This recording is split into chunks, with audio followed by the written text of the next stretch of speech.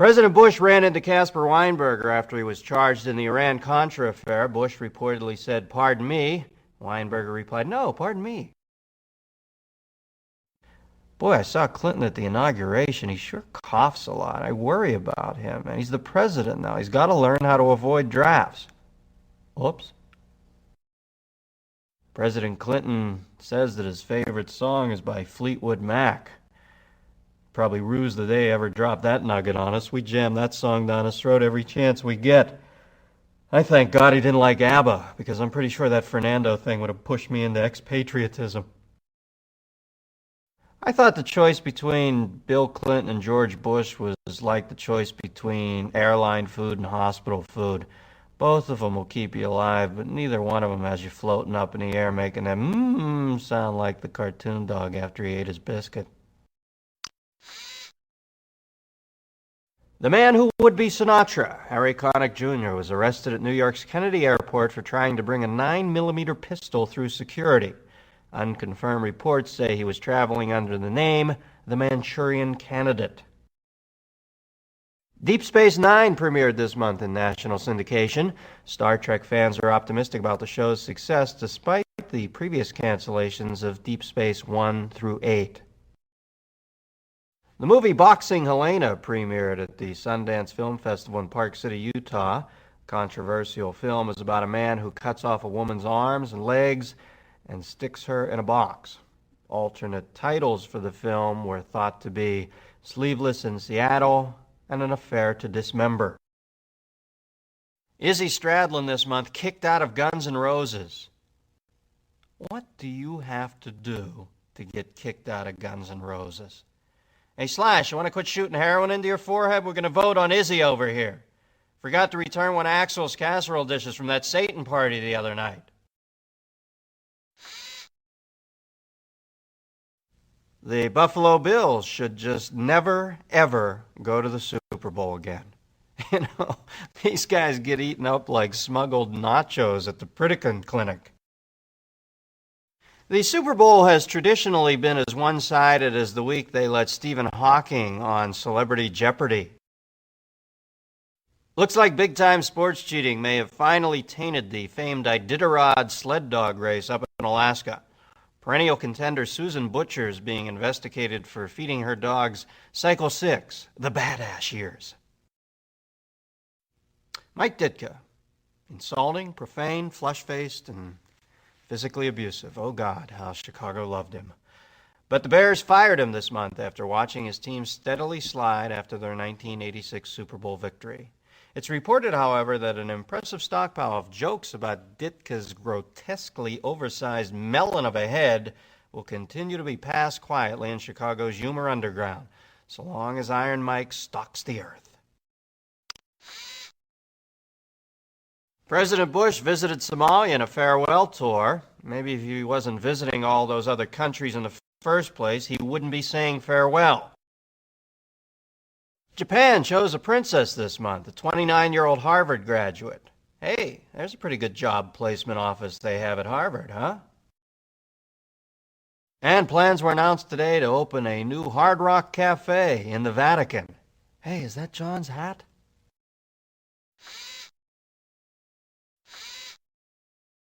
President Clinton and his cabinet left for Camp David today to conduct encounter-style sessions about how to trust, share, and learn. Later, Hillary plans to make pot brownies, and Bill will lead the group in a sing-along of Kumbaya. President Clinton announced some of his cabinet nominees this month. Janet Reno, whoa, Lithgow and Garp. Lloyd Benson, of course, had to leave his job as the grandfather clock on the Captain Kangaroo show to come on board. And Warren Christopher looks like bad claymation. He's like a California raisin in a power suit. Warren, take it easy. Unwind. President Clinton's wife Hillary was called before the Senate this month to speak about the health care package. She was so intimidating to the older senators that they nicknamed her the Good Yoko. President Clinton said that he knew he wanted to be president from the age 16 on.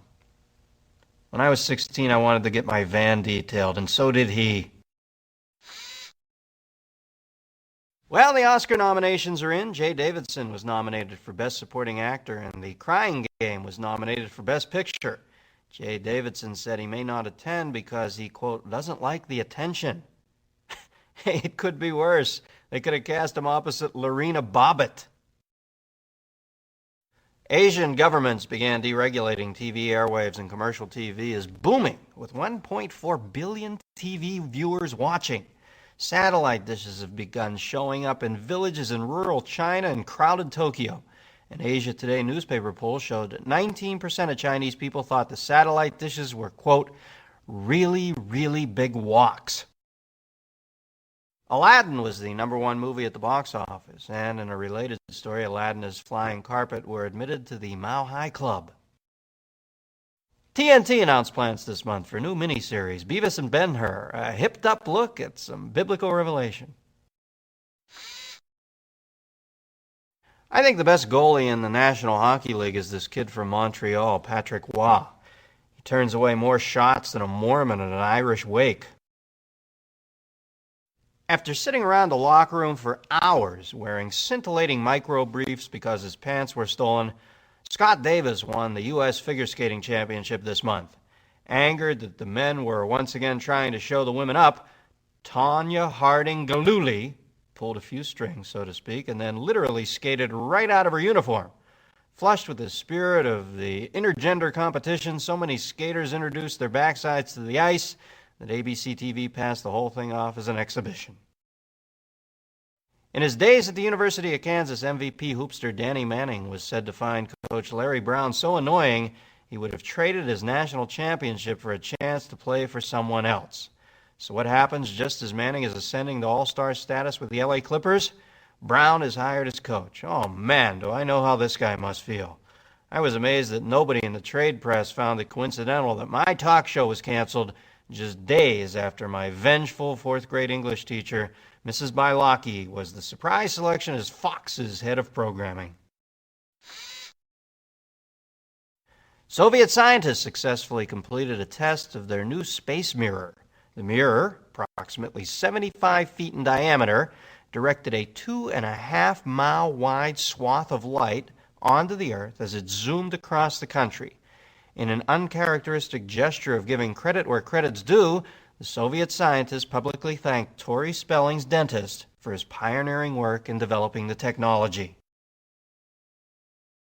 In Russia this month, a mirror-equipped satellite was able to turn day into night, shedding sunlight on a 6-by-2-mile swath as it moved over the country. Unfortunately, millions of her citizens swore off vodka the next morning, and the economy collapsed. Manuel Noriega said this month that he has found Jesus in a Dade County, Florida correctional facility. You know, Manny, I don't want to burst your bubble, but every other guy in that place is named Jesus, okay?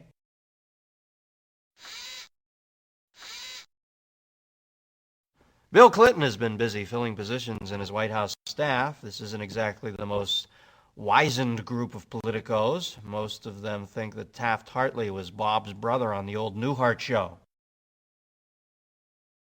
President Clinton appeared on MTV to promote national service. He was accompanied by a starstruck George Stephanopoulos, who left in a snit after being told repeatedly that he couldn't meet Beavis or Butthead. President Clinton asked Congress for $45 billion to clean up the savings and loan mess. Hey, you know, for $45 billion, you should be able to get the country detailed. Bill Clinton this month got a $200 haircut on the tarmac at LAX, thereby shutting down the airport for over 45 minutes. $200 haircuts? You're missing the point, pal. Follicles do not a great leader make. Gandhi was bald.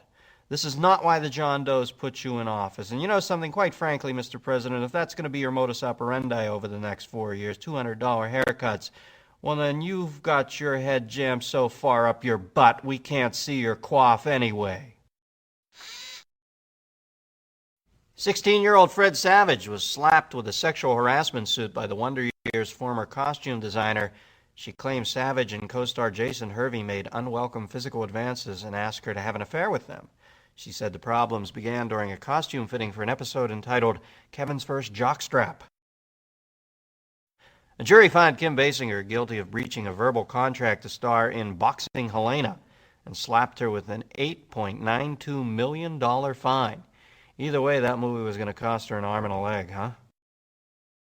Socks Mania hit hard as Bloomingdale's started selling gold enamel socks pins for $45.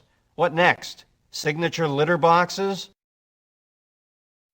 And in entertainment news, the Entertainment Coupon Book released their Entertainment 93 version. Anybody here ever had sex with a dinner date after they paid for it with an Entertainment 93 coupon book? Kind of tough to close the deal after you whip out that half-price Carnauba Wax Prime Rib Putt-Putt ticket. At this moment, she's not exactly reading you as David Niven. You know, the sport of boxing sure misses Mike Tyson. He punched harder than anybody in history except maybe Shannon Doherty on Jägermeister. The concept of free agency is complicated, but from what I can gather, here's the gist of it. Some guys want to play for free. That's it. I guess they're going to work out the details. Time for March Madness, the college basketball tourney. In the hallowed, time-honored tradition of seasons past, the winning team will shake hands, pick up their trophies, and declare for the NBA hardship draft, where they'll get paid the kind of money that makes you and me want to puke. Well, the World Boxing Association announced plans for a mega bout this month, the much-awaited Riddick Bowe-Hume Cronin heavyweight title fight. President Clinton sent the Haitian boat people back to Haiti today, and they changed the slogan on the Statue of Liberty from "Give me your tired, your poor" to "No shoes, no shirt, no service." As if the former Soviet Union isn't undergoing a dark enough transition to democracy, impoverished citizens were this month entertained by the gleeful spectacle of entrusted top official Boris Yeltsin smoke bombing his own parliament. You have to think this started with some burning sacks of dog droppings on the porch, and it just got way out of hand, didn't it, Borbor? Well, they finally unraveled the World Trade Center bombing case this month. Wasn't as hard to crack as they thought. They caught the guy walking around Cairo in a shirt that said, "I blew up the World Trade Center and all I got was this lousy t-shirt."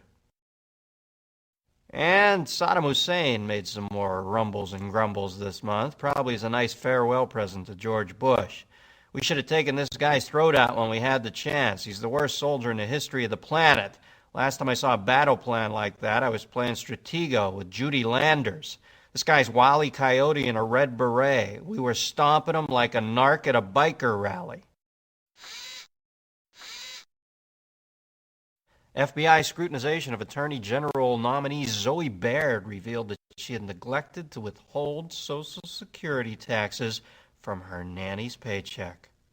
So far-reaching has the government's investigation become that they are allegedly watching Nick at Night to see whether Uncle Bill was above the board in his dealings with the aforementioned Mr. French. I don't think Clinton's an evil guy. I just think he's the sort of guy who volunteers to help you move, and then when you got 40 on the couch, he's the guy who fakes lifting. Boy, Clinton retreats from a lot of campaign promises. Usually when somebody backs up that much, you expect to hear that high-pitched beep a truck makes when you drop it in reverse. Rumbles this month that Dan Quayle might make a run for the presidency in 1996.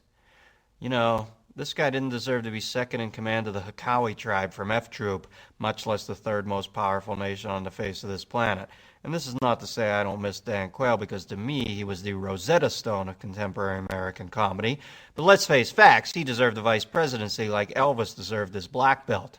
I always thought Quayle was like Dan Tana's assistant Binzer on the old Vegas show. You let him answer the phone, but he does not drive the T-Bird. Now he's thinking of running for president in 1996. The day Dan Quayle was our president is the day Shelley Winters runs with the Bulls at Pamplona. Mia Farrow and Woody Allen have been battling it out in court. You know, this relationship was doomed from the start. Come on, a Jewish guy and a pharaoh? I'll take religious world history for 1,000, Alex.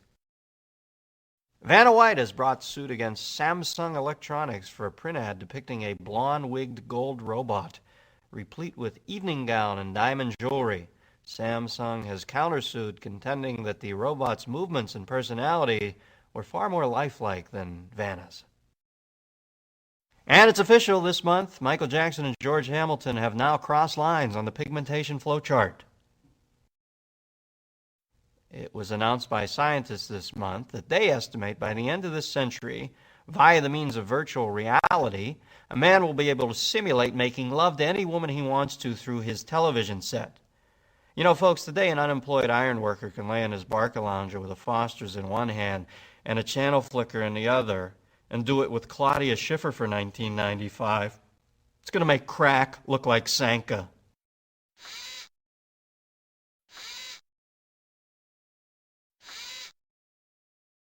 In an unprecedented move, the Baseball Players Association agreed a baseball player's salary should be based on his actual ability. April Fools! In the last 2 years, the New York Mets have lost more games than a farm kid at a video arcade. Hard luck baseball story is that poor pitcher for the New York Mets, Anthony Young. He's the guy who broke the record for consecutive failures previously held by, I believe, Judd Nelson.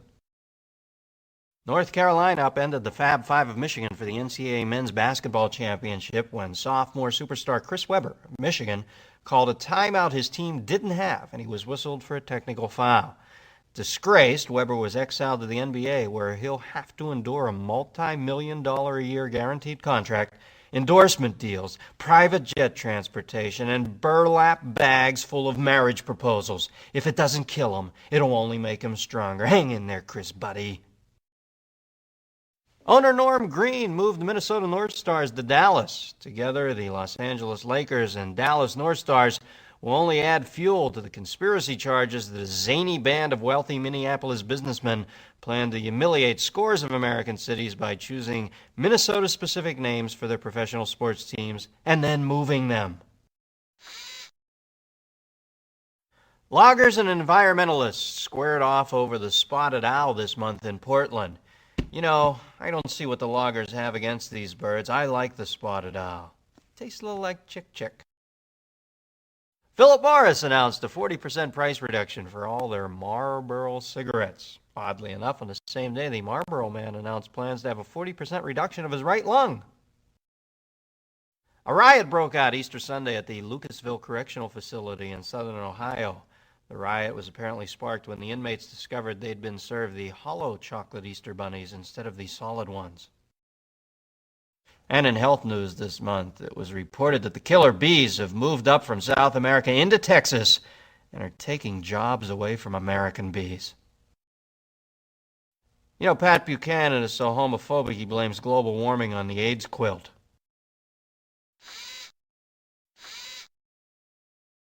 All month long, Clinton staffers have been wearing buttons that read, "He's running a few minutes late." These buttons should flip over and read, "He's reneging on that promise, too." President Clinton, touring a riot-devastated area of South Central Los Angeles, stopped by a basketball court for a quick pickup game with some of the kids. Never has the phrase "white men can't jump" been so vividly illustrated.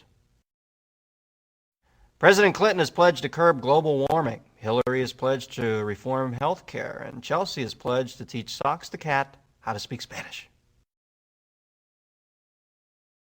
Air Force Major Ben Merrill McPeak called President Clinton, quote, "a gay-loving, draft-dodging womanizer." Clinton responded by asking, "Hey, what's your point?" You know, I've given Clinton 5 months now, and I just can't take him seriously as a president. Maybe because he's the first president of my era. I at least used to look at presidents and think, well, they're older and they must be wiser. But I look at Clinton and I just think, wow, that's the guy who used to tap the keg. Paul McCartney expressed his dissatisfaction with Michael Jackson, who won't talk to Paul about changing his royalty structure. But this fray has been going on for a long time, ever since Jackson delayed production of their first record together. It seems Michael couldn't decide if he wanted to be ebony or ivory.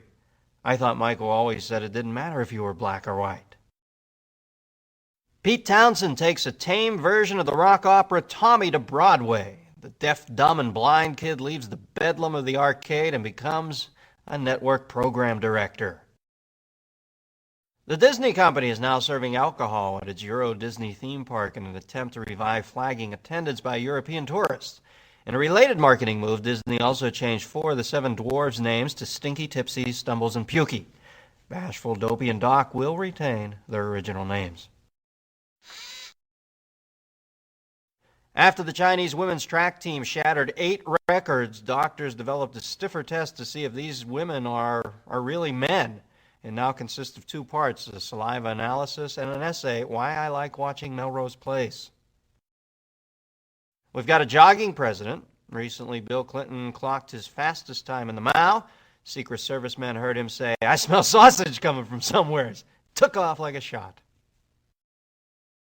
Free agent superstar Reggie White was courted by no fewer than 10 NFL teams in their cities with every imaginable extravagance.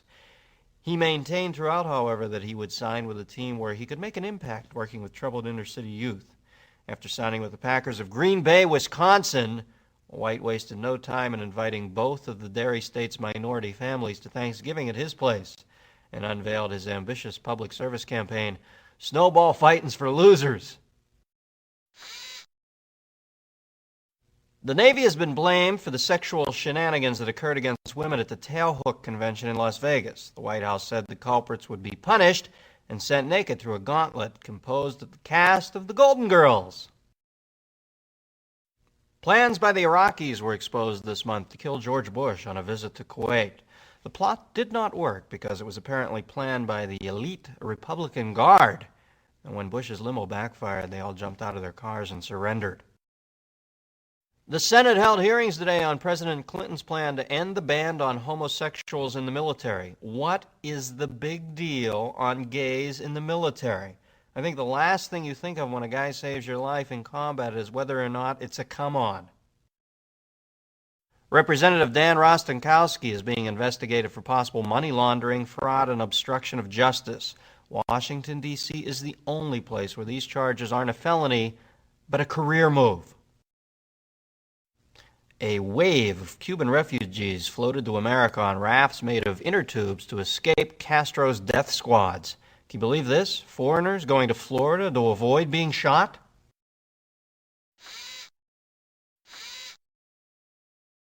Congress wants to cut the CIA's budget. The CIA said, fine, we can always raise a little cash on our own. President Clinton nominated Ruth Ginsburg to the Supreme Court. Clinton said she fit all the qualifications for the job, talented, fair, a great judicial record, and was hit-proof by Clarence Thomas. President Clinton and his family have received more mail than any other first family in history. White House staff says that's because they were the first to actually send in the Publishers Clearinghouse envelope. Inspired by the success of Jurassic Park and the new amber jewelry fad, some Clinton aides were seen trying to lure Ross Perot into some sap-bearing maples in front of the White House. Can you believe that this month Bill Clinton appointed David Gergen to head up the White House staff? David Gergen? What, they couldn't get John Ehrlichman's home phone number? President Clinton denied he is being influenced by Hollywood types recently and said he should be paying more attention to casting his cabinet posts and getting a SAG card for Socks the cat. The Last Action Hero is open to not-so-great reviews this month. You know, giving Schwarzenegger a bad review is like telling Joe McCarthy he has to go to a union meeting. The Red Hot Chili Peppers are looking for a new guitarist. Hey, what kind of initiation does it take to get into that band? Just bring a guitar and a sock. Well, you know something? This month I took my son to Disneyland and I was on It's a Small World. Ran into a guy I hadn't seen since the 4th grade. Here's a little auto racing trivia for you. The always exciting British Grand Prix is held in Silverstone, England, which of course features the only non-stick track in the world. This is ridiculous. NBA basketball in June. Now the old Farmers saying's been changed to the corn will be knee-high by the 4th game of the Western Conference playoffs. Taco Bell now sponsors a drag racer. And that's perfect, coming from a restaurant where the food burns through you in 6 seconds. 6 months after the Toronto Blue Jays won the World Series, the Montreal Canadiens defeated the Los Angeles Kings for the Stanley Cup. Aglow with national pride and gallons of skunky-smelling beer, a puckish band of hosers invaded Detroit and claimed it for their homeland. In a shrewd political maneuver, Clinton refused to take it back, which instantly gave Canada a higher crime rate than the United States. They sentenced the Rainbow Man, the guy that holds up those religious signs at the basketball games, for kidnapping. The jury held up a sign saying, "Rainbow Man, 10 to 20. Crazy Eddie, the electronics magnate, begins his trial for bilking millions of dollars of investors' money. What is this guy going to plead? No doubt temporary sanity. Suddenly, everything was clear.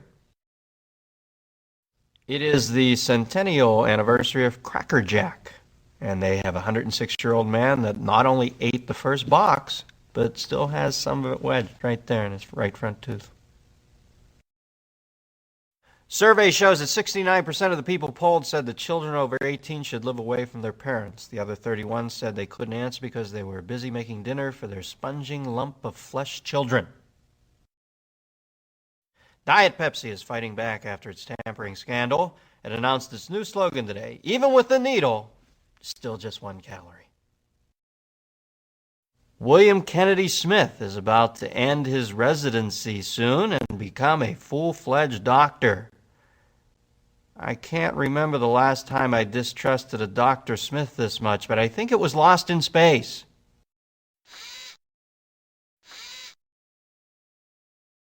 President Clinton launched a missile attack on Iraq in response to an assassination attempt on President Bush. Even Clinton knows an easy target when he sees it. Hey, George, it's like shooting fish in a barrel. Yeah! President Clinton publicly reprimanded 4 staff members for a bungled attempt to shake up the White House travel office. I think Clinton got mad because they kept trying to book him on Amtrak. I don't know. I liked Ross Perot, demented little Tolkien character with a gold card. Looked like Sergeant Carter with all the moisture sucked out of his body. Only 28% of the people polled said they thought that Clinton's approach to the economy was, quote, bold and innovative. 53% said it was, quote, tax and spend, and the other 17% thought Bush was still president. It was announced this month that a docudrama will be produced on the life of supermodel Claudia Schiffer. Oh, man, there's got to be a 7-picture deal in it for these guys if they can make central conflict out of the emotional scars from a broken nail in the 7th grade. And in Las Vegas this month, they had the 500,000th customer visit the Liberace Museum. Get the feeling somewhere along the line Liberace's parents refused to buy him a class ring?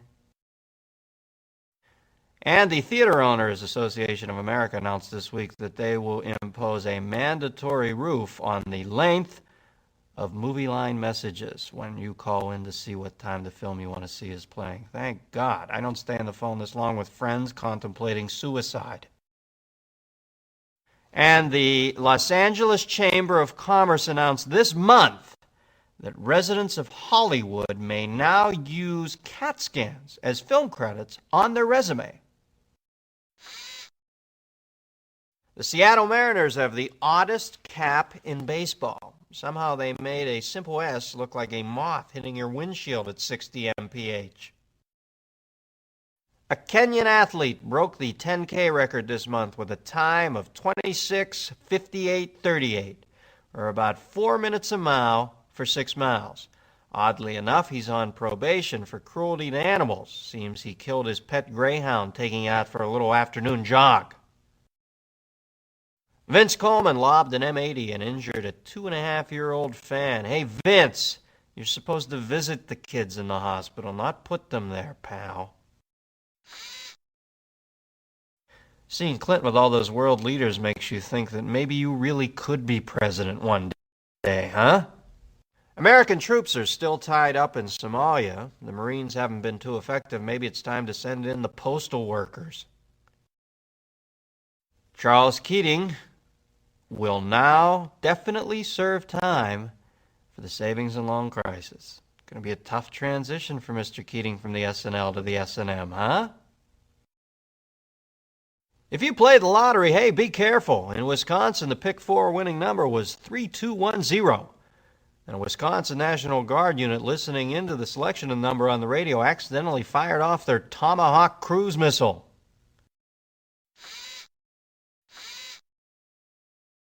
Pilots report that the most challenging airports to land in the country were Washington National and LaGuardia in New York. The pilots said the New York runways were too short, and in Washington they were slick from the oil dropping off the greased palms of the politicians who land there. Vice President Gore said he wants to reinvent government.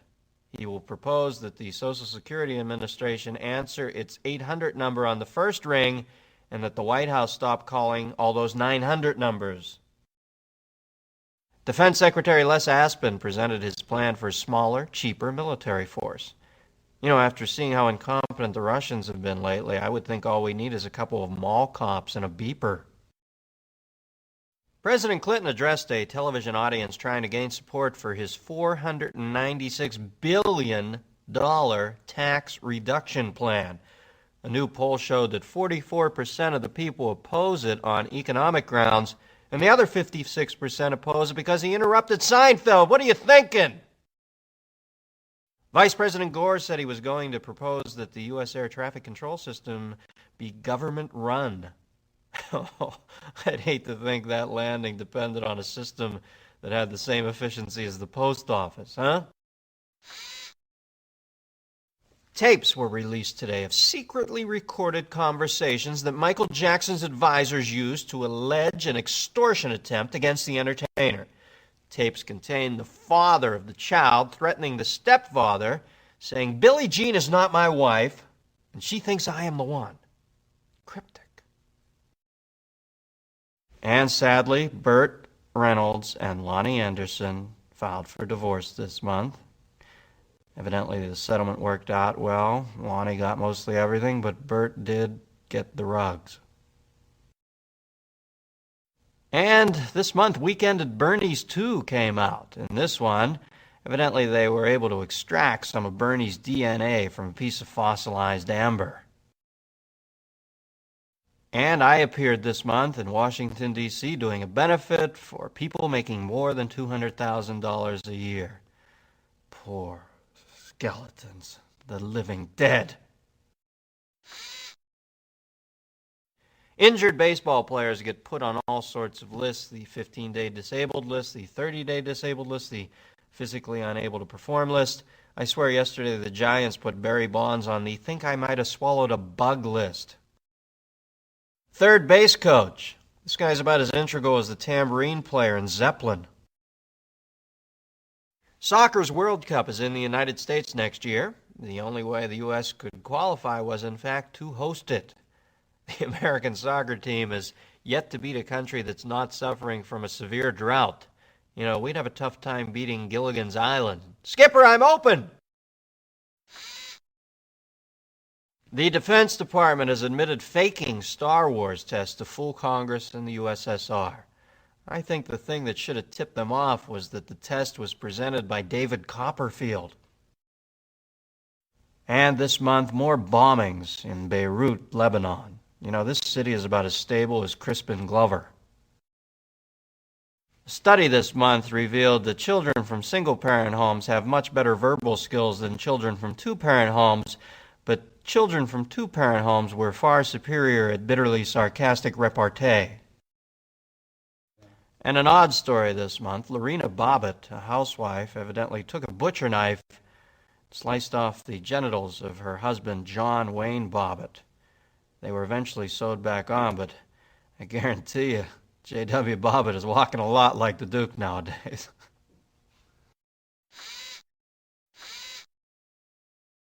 After Al Gore announced plans to reinvent government and slash red tape, Republicans announced their plan to have the remaining red tape manufactured in Mexico. The White House is considering higher taxes on beer, alcohol, and cigarettes to pay for its health care reform. If the general public can't afford beer, alcohol, and cigarettes, hey, They won't need health care.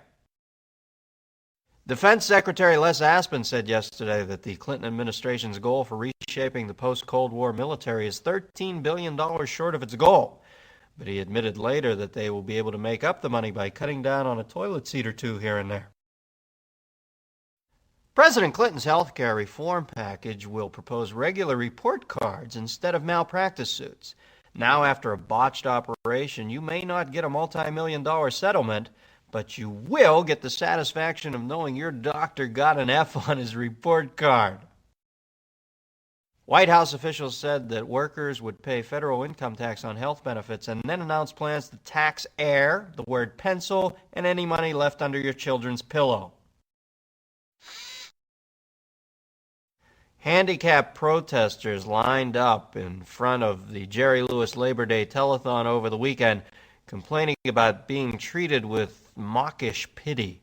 Lewis denied ever exploiting anybody through a spokesman that looked unusually like him, except for buck teeth and squinty eyes.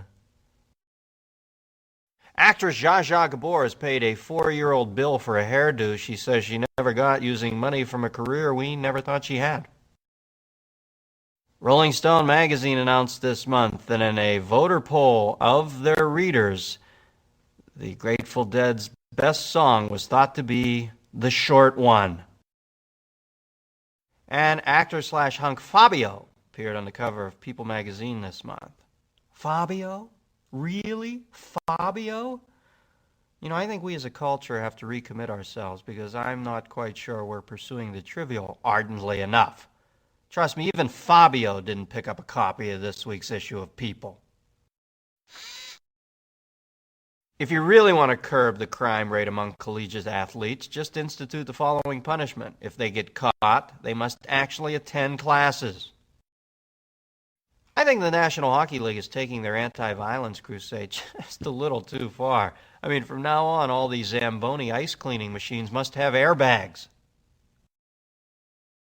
Don't be confused if you hear about golf's Grand Slam. The Grand Slam in golf is made up of the Masters, the U.S. Open, 3 eggs, and 2 sausage patties. Toast as you like it. A new survey shows that only 1 in 10 people have donated blood in the last year, and of those, only 2 of 10 planned it. Deborah Gordine, the most recognizable figure in the HUD scandal, went on trial this month. Ironically, if convicted, she will get free housing from the government for many years to come. After 4 years lying in state, the Philippines is allowing the burial of past President Ferdinand Marcos. This guy deserves a decent burial like Goober from Mayberry deserved his own series.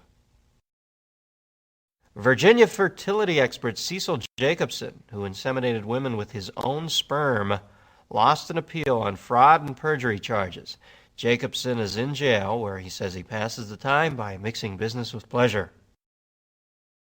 Catherine Ann Power, wanted for her involvement in the killing of a policeman in 1970, turned up this month. Seems she was hiding out as Lumpy Rutherford's wife on the syndicated hit, Still the Beaver.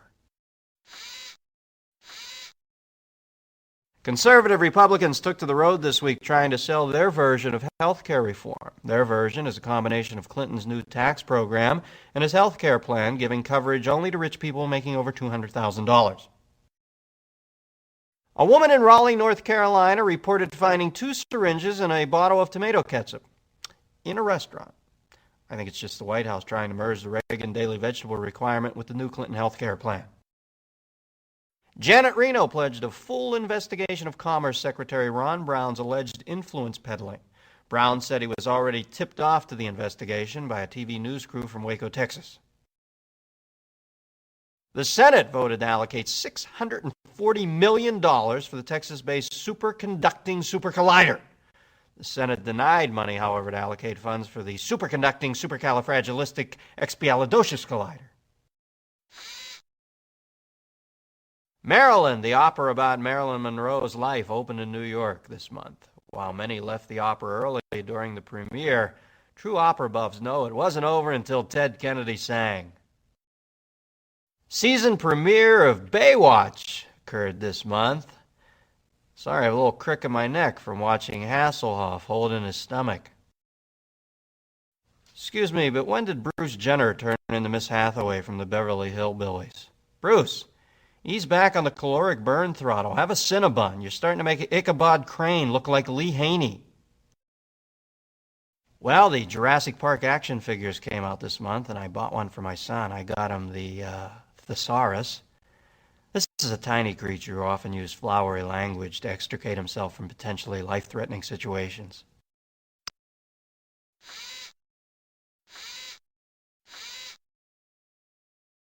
San Francisco 49er Jerry Rice once again leads the NFL in touchdown passes. He has now officially scored more than Nirvana's Kurt Cobain. Football has changed Atlanta's neon Deion Sanders and is protesting because he wants to wear his own jewelry on the football field. I think it was Vince Lombardi who said, "Winning isn't everything. Good accessories are everything." Pernell Whitaker fought Julio Cesar Chavez this month. Some claim the judging was less than stellar. Two judges declared a draw, with the third giving victory to Pernell Roberts, Adam on TV's beloved Bonanza. Ex-Cincinnati Reds second baseman Joe Morgan was awarded almost $800,000 in a suit against the LA Police Department on a brutality claim. The LA Police denied roughing up Morgan because he was black. They said he merely got caught in spring training for the LAPD.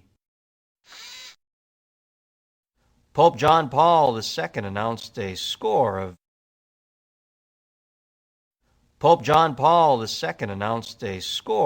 quote, intrinsically evil behaviors and warns dissenters not to challenge the list.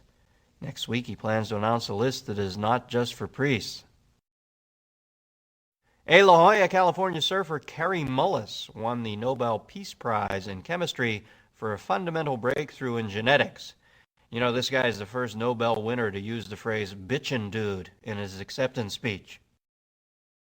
The FBI promoted a woman and a Latino to the post of assistant director in an attempt to show that they are more sensitive to minorities.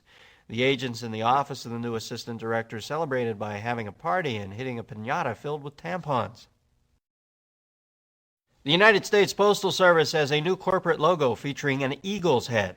I think the eagle is an appropriate symbol since it is almost extinct, usually bald, and last but not least, it is known to occasionally wear black knee-high socks with shorts.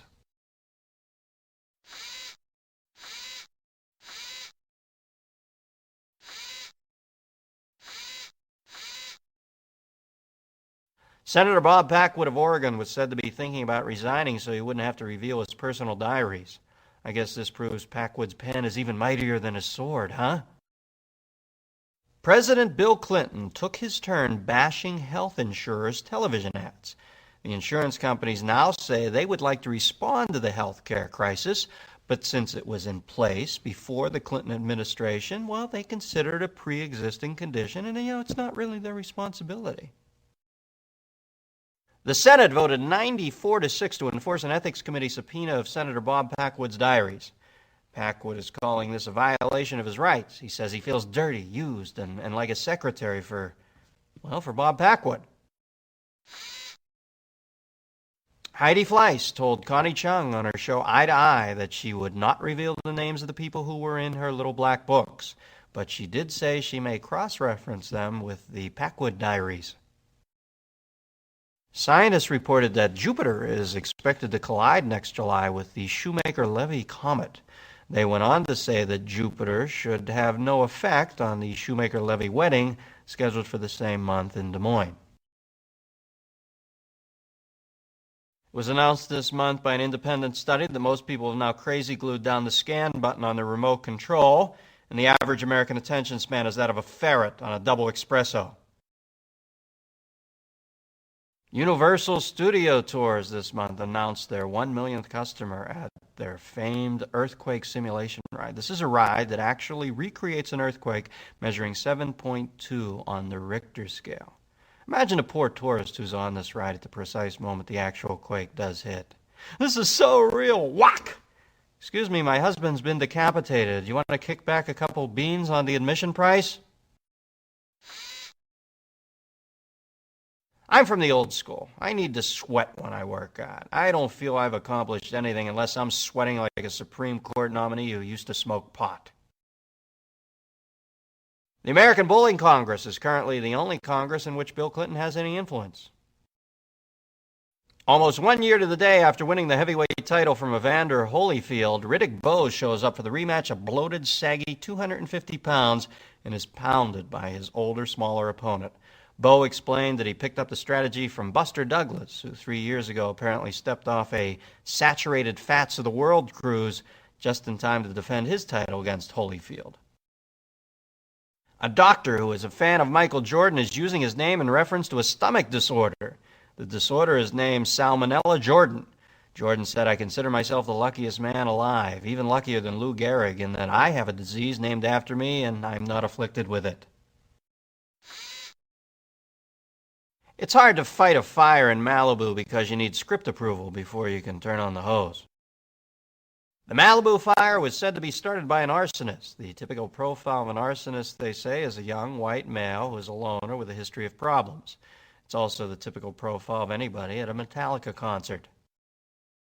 A survey shows that metal detectors in New York City schools have reduced the number of weapons carried by students. The schools said they may now use the metal detectors as part of an IQ test to see how many students try to smuggle a metal gun into the school through them. A new study shows that an herb used for thousands of years in China may be helpful in the treatment of alcohol abuse. Unfortunately, the herb is marijuana.